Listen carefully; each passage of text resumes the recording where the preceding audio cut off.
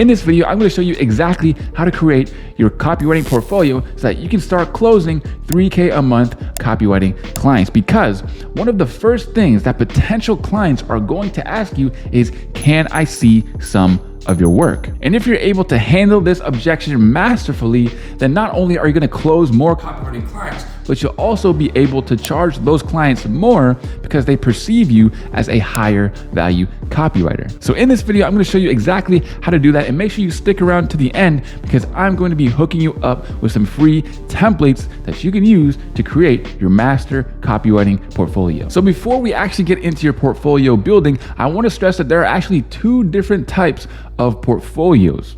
And those different types are your work portfolios that you've already done for past clients and your practice portfolios, things that you've written but haven't actually used or put into practice or gotten data from. Now, guys, I want to stress that it is 100% okay if you do not have past experience with your copywriting. The reason why they're actually asking to see your portfolio in the first place is because they want to check out the writing itself. They want to see if your writing actually makes sense or if it actually persuades them. But if you do have data results for your copywriting, then that's even better, and you're going to want to include that in your portfolio.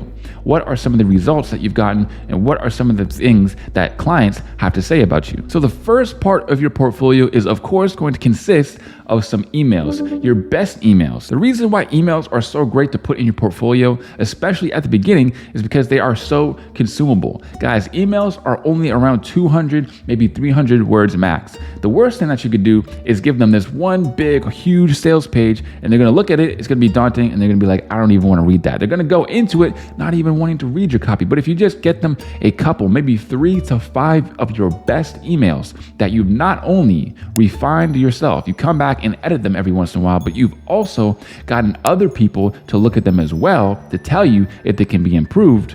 You take those emails and put them at the top of your portfolio, because that will be your number one piece of shining work. And of course, you're going to want to have these emails written for the niche of clients that you're actually outreaching to.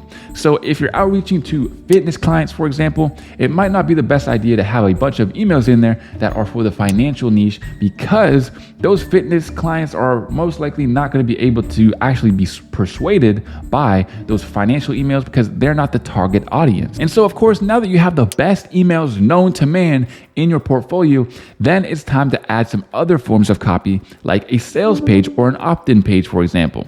Now, sales pages and opt-in pages are extremely important because they're going to show your client how you can write one of the most important parts of copywriting, and that is the headline. Now, headlines are important because essentially they drive around over 50% of the sales from any given sales page. So showing them that you can write an attention-grabbing and intriguing headline is crucial. It's also important to include something other than emails, because you don't want to come off as a one-dimensional copywriter who can only write emails, because maybe that's not necessarily what your clients are looking for.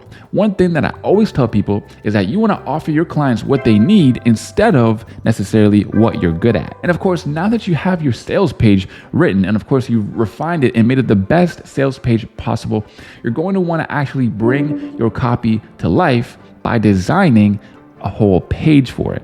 Now look, this doesn't have to be super difficult, and you don't have to be a graphic designer. You can do this on a free resource, something like Canva. But essentially what you want to do is bring your copy to life by making an actual page for it. Now, this is not only going to really grow your social proof, but also really build your authority as a copywriter. So let me actually hop into my computer now and show you a real example of the difference between a Word document and a sales page. So now, as you can see here on screen, I am on Dan Locke's Copy Academy. Okay, so as we can see, this is actually a pretty good looking sales page, and it's not really hard to design.